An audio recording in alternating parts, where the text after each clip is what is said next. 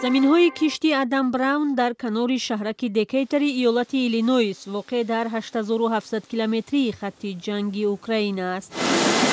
وقتی به زمین در آن گوشه دنیا با موشک و توپخانه ضربه میزنند، این کشاورزی آمریکایی تأثیر آن را در کشتزار جوار مکه خود احساس میکند.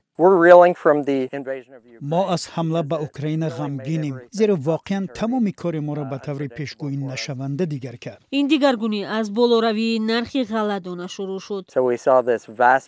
ما دیدیم که نرخ جوار مکه و همچنین لوبیا به طور بی‌سابقه بالا رفت. سبب اساسی هم کاهش صادرات محصولات کشاورزی اوکراین به بازار جهانی است. تا آغاز جنگ اوکراین کشور نهمی صادرکننده جوار مکه بود. رقیب بزرگ ما بود. ما می‌خواهیم این رقیبمون در بازار باشد. خالیگاهی که در نتیجه از بازار بیرون شدن اوکراین به وجود آمد، از سوی کشورهای دیگر پر کرده شدند و نرخ غله امسال تقریباً 50% پایین رفت. در آغاز حمله روسیه به اوکراین نرخ گندم در بازار جهانی به حد رکوردی بالا رفته بود.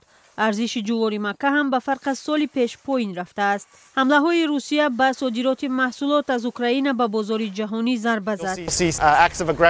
در انبارهای غله در ساحل بحر سیاه می توانید پیامدهای تجاوز را ببینید. در نتیجه آن محصولات و کیزارها آسیب دیدند. با باور تحلیلگر مطابق شوی بازارها به حمله های روسیه ادامه دارد. فکر می کنم که جهان به این عملهایی که از طرف روسیه صورت می گیرد عادت کرده است. وزیر کشاورزی امریکا توم ویلساک بر این است که بهبود شدن وضع بازارها نتیجه تلاش‌های استوار اوکراین است.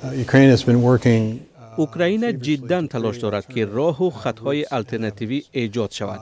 فکر میکنم حالا به فرق از 12 ماه پیش امکانیت ها برای انتقال غله زیادند.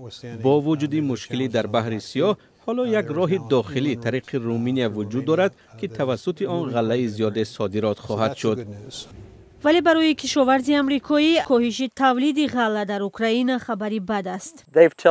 سال روان به فرق از دوره پیش از جنگ، آنها زمین‌های کشت را 25% کم کردند. آن محصولاتی هم که جمع آوری می شود، همانا زیر تهدید حمله های روسیه قرار دارند. در این شرایط طلبات و نرخ بازار هر لحظه تغییر می‌یابد و در نتیجه یک نفر فایده می‌گیرد و کسی دیگر ضرر. آن چیزی که ما می‌خواهیم این تجارت است. ما مذاکرات بهتر، حسن همجواری و همسایه‌داری بهتر و رشد استواری در تمام جهان را می‌خواهیم.